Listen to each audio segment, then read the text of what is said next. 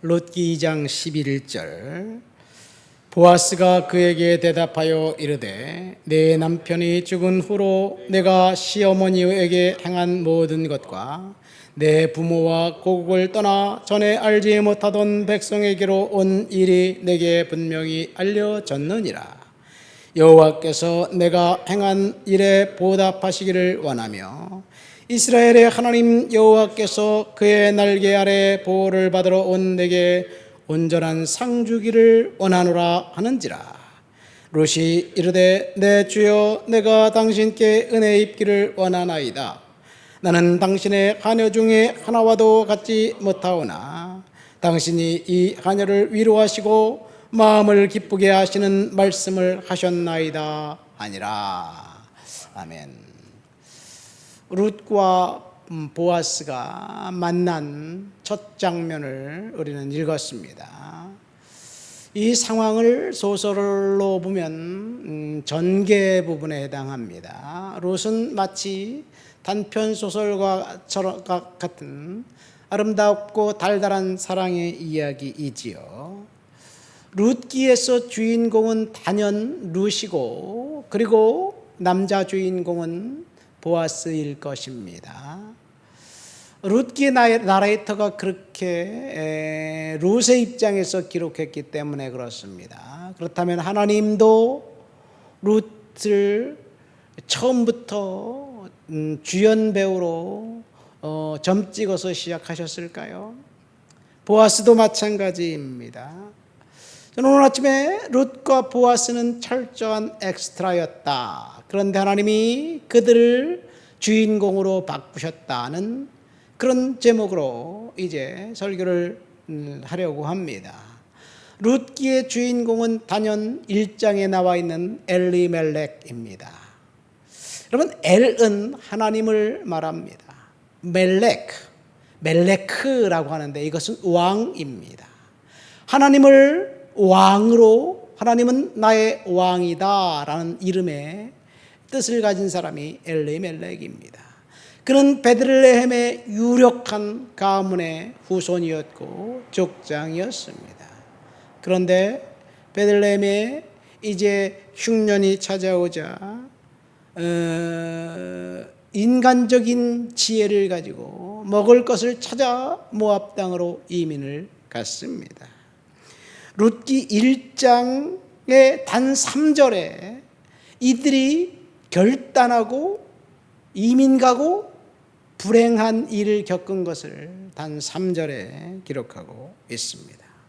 10년 만에 이 세 사람의 남성들이 죽어갔습니다. 엘리멜렉이 죽었고 그의 아들 말론과 기론이 죽었습니다. 그 10년 사이에 이방 여인 룻과 오르바를 이제 자부 며느리로 맞아들였고, 그리고 이 남편과 두 아들이 죽자 시어머니는 며느리들에게 친정으로 돌아가라 말하고 그리고 고국 땅으로 돌아가기를 결단합니다. 그런데 룻은 이 시어머니를 따라가기로 결정하지요. 룻은 어머니를 통해서 야훼 하나님을 만났고 그리고 신앙의 결단을 하고 베들레헴에 돌아갑니다. 베들레헴에 돌아가면 그를 기다리고 있는 것은 철저한 비웃음과 손가락질과 이방인이라는 냉대와 그리고 과부라는 그 오명과 가난하다는 생각할 수 있는 모든 불행은 다 그 앞에 있는데 룻은 말씀을 따라갔습니다. 그리고 룻기 2장에 이르러 룻이 이제 그 볼이 출수하는 곳에 가서 이삭을 죽기 위해서 어느 밭에 들어갔는데 그것이 우연한 기회 같지만 보아스의 밭이었다고 성경은 이야기하고 있습니다. 룻은 분명히 우연히 들어갔습니다. 그러나 보아스는 거기서 하나님의 필연을 보았습니다.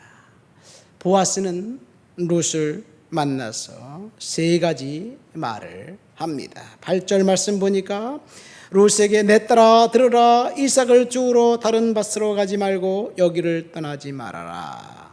나의 소녀들과 함께 있어라. 여기를 떠나지 말아라. 이 밭은 보아스의 밭입니다. 이 밭을 떠나지 말고 거기 있으라. 그 이야기는 도대체 우리에게 어떤 의미로 다가올까요? 하나님께서 이곳을 떠나지 말아라, 여기에 있어라. 하나님이 때로는 저와 여러분들에게 움직이지 말라고 말씀하실 수도 있어요. 뭔가 특별한 결단을 하려고 해야 될까 말아야 될까 기도하는 분이 있다면 룻기 2장 8절을 다시 묵상하시기 바랍니다. 이곳을 떠나지 말라는 하나님의 말씀이 뭘까? 여러분, 제가 룻은 철저한 이방인 엑스트라라고 이야기했지요. 사실 하나님이 쓰시는 방법은 처음부터 세상 방법과 다릅니다. 요한복음 2장에 보면 빌립이 친구 나다나엘에게 야, 내가 메시아를 만났다. 그러니까 나다나엘이 메시아? 흥미 있는데 누구야? 어디 출신이야? 그러니까 야, 갈릴리 나사렛 출신이다. 그러니까 나다나엘이 코웃음을 칩니다. 뭐 갈릴리 나사렛에서 위대한 인물이 날 거라고 웃기는 소리하고 있네. 거긴 촌뜨기야. 위대한 인물이 나올 수 있는 동네가 아니야. 여러분, 사람들은 엉뚱한 자격증, 엉뚱한 지역 출신이라면 뭐 좋지 않은 대학을 나온 사람이라면 가문도 별볼 일 없다면 무시합니다. 옛날에 그 타짜라는 영화에서 김혜수가 그렇게 말하잖아요. 이봐, 나 이대 나온 여자야. 특별한 대학 나온 것을 자랑으로 생각하는 거지요. 특정한 학교, 특정한 자격증, 특정하게 잘생긴 외모, 이것이 사람들이 저 사람은 뭔가 할 수 있는 사람이라고 생각하는 사람들의 방법입니다. 이 미국의 작가 글래스윌이라는 사람이 쓴 책 중에 그 워런 하딩의 실수라는 챕터가 있습니다. 이 워런 하딩은 누구냐? 미국의 대통령이에요. 29대 대통령으로 1921년 취임해서 딱 2년 만에 심장마비로 죽은 사람이에요. 근데 그 사람이 왜 대통령이거든요? 너무너무 잘생겼기 때문에. 키도 크고 훤칠하고 살짝 미소 짓는 미소에 모든 사람들이 뻑가는 거예요.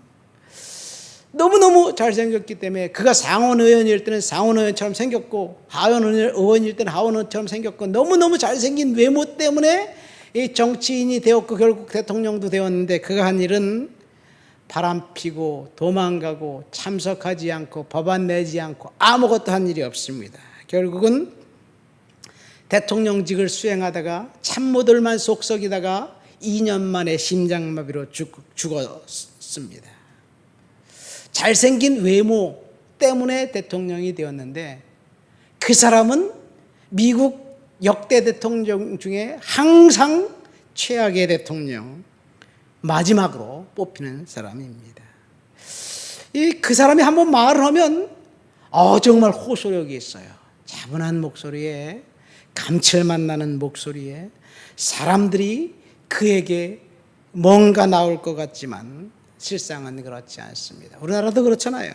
잘생긴 외모, 실력까지 갖추고 거기다 언변까지 있으면 그 사람이 거짓말을 했든지 그 사람이 사기를 쳤든지 뭐 학력을 위조했든지 상관이 없어요. 그냥 무조건 박수갈채를 보내주는 것, 이것이 세상의 방법입니다. 그러나 하나님의 방법은 틀립니다. 룻기를 통해서 보면 오늘 룻기의 단연 주인공은 엘리멜렉입니다. 그런데 하나님은 엘리멜렉이 하나님을 떠나자 전혀 고려 대상도 아니었던 룻을 썼습니다. 그러고 보니까 성경의 이야기는 다 엑스트라들의 이야기더라고요. 원래 베들레헴은 하나님의 특별한 계획이 있는 곳이에요. 훗날 미가 선자가 이렇게 예언하죠. 베들레헴 에브라다야, 너는 유다 족속 중에 작을지라도 이스라엘을 다스릴 자가 내게서 나올 것이다. 엘리멜렉을 통해서 하나님이 위대한 일을 이루시기로 작정하셨어요. 근데 그가 거부하자 이제 그 일을 하나님은 엉뚱한 룻을 통해서 보아스를 통해서 일합니다. 보아스가 우리는 대단히 위대한 가문의 아주 유력한 사람으로 알고 있어요. 맞습니다. 그런데 룻이 난 아들 오벳은 누구의 이름을 이어서 누구의 가문을 잇나요? 보아스의 가문인가요? 하나님의 말씀은 이 계대 결혼을 통해서 룻이 난 아들은 엘리멜렉의 뒤를 잇고 엘리멜렉의 가문을 잇고 엘리멜렉의 후손으로 등재가 됩니다. 이것이 하나님의 말씀이에요. 그러니까 보아스는 엘리멜렉과는 전혀 차원이 다른 한미한 사람이에요. 미천한 사람이에요. 근데 하나님이 보아스를 쓰시고 난 다음에 거기에 엘리멜렉의 가문을 이었지만 엘리멜렉의 이름을 싹 빼버리고 보아스를 거기다 넣는 거예요. 대단한 하나님의 계획이 아닌가 생각됩니다. 하나님은 이처럼 엑스트라를 사용해서 일하십니다. 골리앗을 누가 쓰러뜨렸나요? 골리앗만큼 위대한 장수가 쓰러뜨려야 되는데 하나님은 15살짜리 꼬맹이 소년, 그것도 돌멩이에 맞아서 죽여버려요. 이것이 하나님의 일입니다. 메시아를 유대의 정말 작은 나라, 흔적도 없는 그 나라 출신으로 만드셨어요. 나오게 하셨어요. 그때 당시 슈퍼파워는 로마였습니다. 로마의 시민권을 갖고 로마 황제의 아들로 메시아를 보냈다면 오히려 낫을 텐데 하나님은 메시아를 로마도 바벨론도 아시리아도 아닌 가장 작은 이 나라, 그것도 없어진 나라 유다의 후손으로 낳게 하셨어요. 성경시대 모든 재산은 장남들이 얻게 됩니다. 그런데 하나님은 장남을 버리고 차남을 들어쓰셨어요. 이삭도 사실은 엄밀히 따지면 형 이스마엘에 있었죠. 애굽과 야곱과 에서도 보십시오. 모든 것이 다 그렇습니다. 하나님의 일하시는 것은 엑스트라를 통해서 일하시는 거예요. 하나님이 지금 엑스트라인 룻을 통해서 하나님의 놀라운 일들을 이루십니다. 보아스를 통해서 이루십니다. 하나님은 룻과 보아스를 만나게 하셨고 보아스를 통해서 세 가지를 얘기합니다. 첫 번째, 이곳을 떠나지 말아라. 두 번째, 목이 마르거든 그릇에 가서 소녀들이 떠온 물을 마셔라.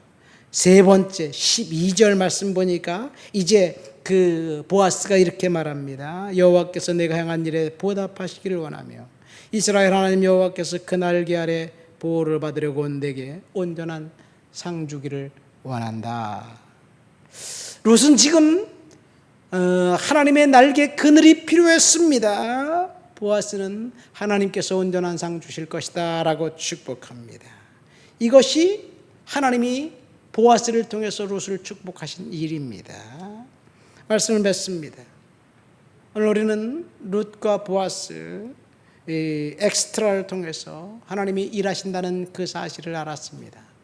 물론 보는 각도에 따라서 어째서 보아스가 엑스트라냐 주인공이지 이렇게 이야기할 수도 있어요. 그러나 제 말씀의 오늘 설교의 핵심은 보아스는 단순히 룻에게 씨를 전달한 전달자 역할만 했습니다. 룻이 낳은 아들도 자기의 가문을 잇는 것이 아니라 엘리멜렉의 가문을 이었어요. 그런 의미에서 볼 때 보아스는 엑스트라였습니다. 하나님이 일할 시간이 되었기 때문에 룻과 보아스가 만나게 하셨고 그리고 하나님의 놀라운 섭리가 풀어지게 된 거죠. 저와 여러분들이 지금 하나님 앞에 기도하고 있는 것들이 있다면 하나님이 약속한 시간, 은혜의 시간이 되면 반드시 풀어주시고 회복시켜 주실 줄 믿습니다. 그때까지 우리는 믿음으로 견뎌내면서 비록 우리가 엑스트라지만 하나님은 우리를 엑스트라로 취급하지 않고 주인공으로 삼으신다는 사실, 그 말씀에 은혜가 되시기를 예수님의 이름으로 축원드립니다. 하나님 아버지 감사합니다. 철저한 엑스트라 룻과 보아스를 쓰신 하나님, 그래서 세상을 바꾸고 역사를 바꾸신 하나님을 높여드립니다.